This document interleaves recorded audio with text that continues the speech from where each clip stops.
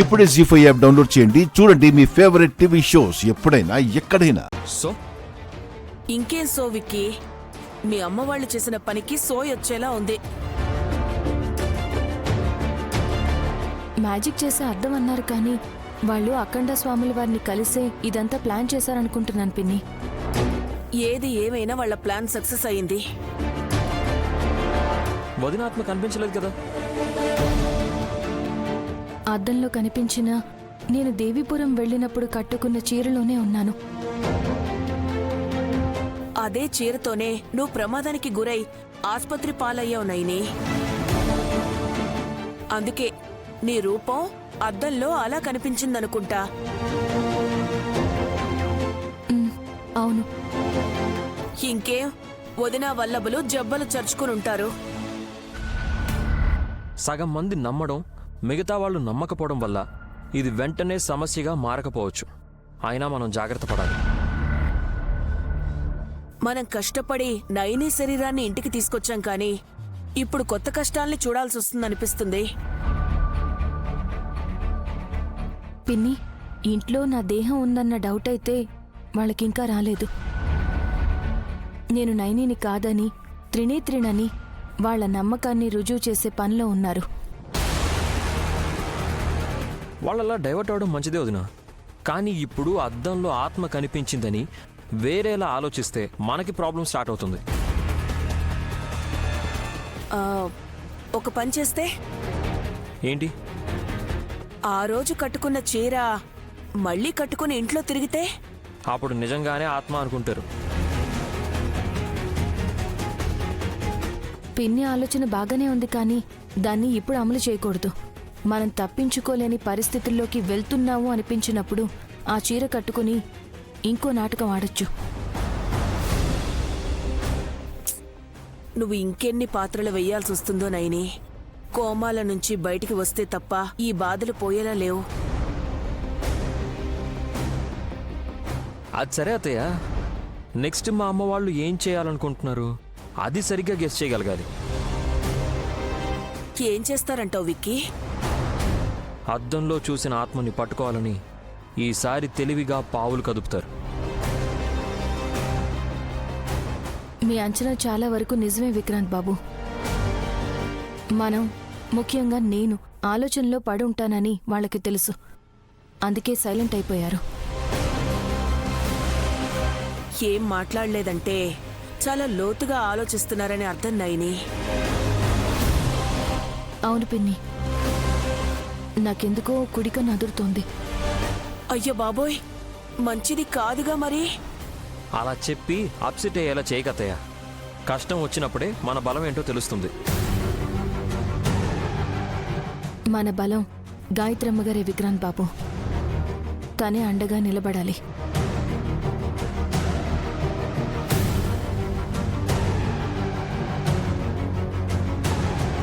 నీ వదిన అలా అన్నదని తెలిసాక నాకు ఏడుపు వచ్చేసింది తెలుసా? సంపూర్ణంగా సత్యం తెలుసుకుంటే ఇంకా ఇబ్బంది పడతారు బామ్మగారు. వచ్చావా తల్లి?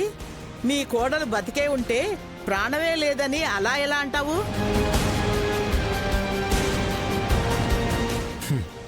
ఊరికే అన్నది మా మమ్మీ, రుజువు చేసింది కూడా.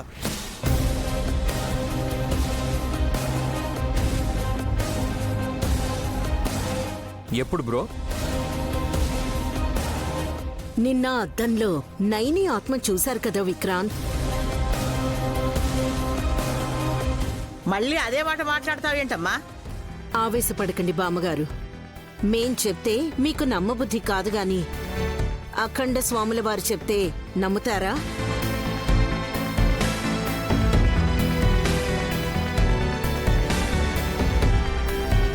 ఆయన ఎవరు?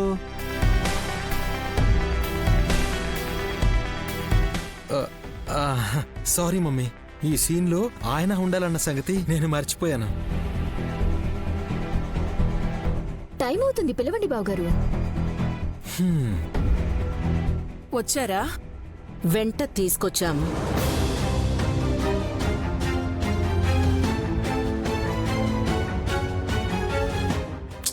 అమ్మా, మీరు ఊరికే ఉండరు కదా? రేయ్, నువ్వు ఆగరా. 10 నిమిషాల తర్వాత నువ్వే నోరెళ్ళ పెడతావు. ఓ అఖండ స్వామి, నీకోసం అందరూ ఎదురు చూస్తున్నారు. రండి స్వామి, రండి.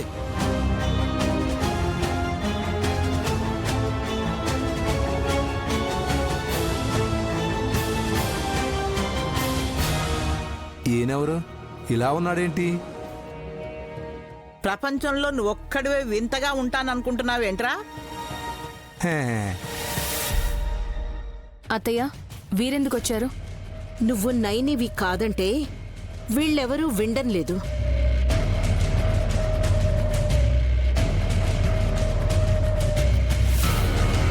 తను మా అక్కే అని దెబ్బలు తిని మరీ నమ్మాల్సి వచ్చింది కదా అత్తయ్య.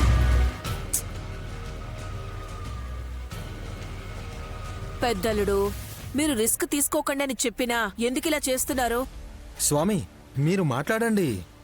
ఇక్కడ ఉన్నది నయని కాదని మీరు గుర్తించలేకపోతున్నారు.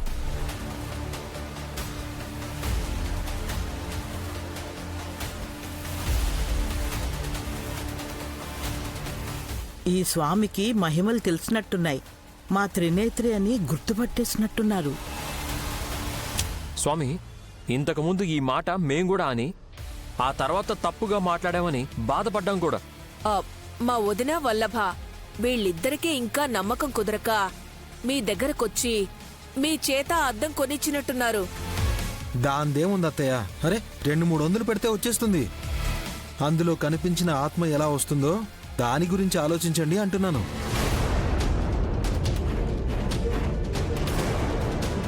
ఆ ఆత్మనే మా అక్క దేవీపురం బయలుదేరేటప్పుడు కట్టుకున్న చీరలో కనబడింది. ఆ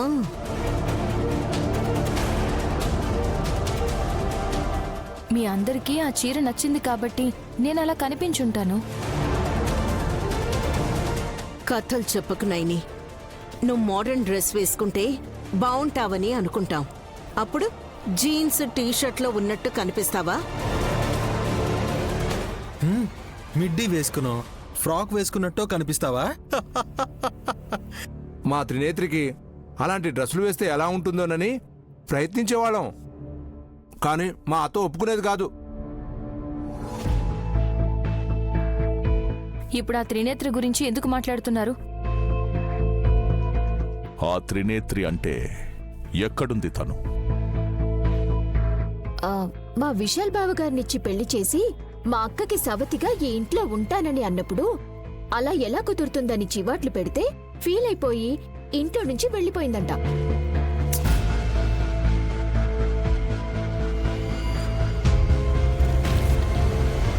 త్రినేత్రి వెళ్ళలేదు, వెళ్ళింది నయని.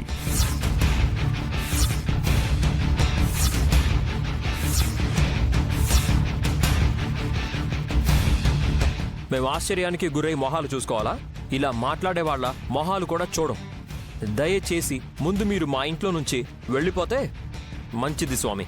త్రినేత్రి గాయత్రి పాపను ఎత్తుకొని ఇక్కడే ఉంది. జీ5 యాప్ డౌన్లోడ్ చేసి అన్ని ఎపిసోడ్స్ పూర్తి ఉచితంగా చూడండి.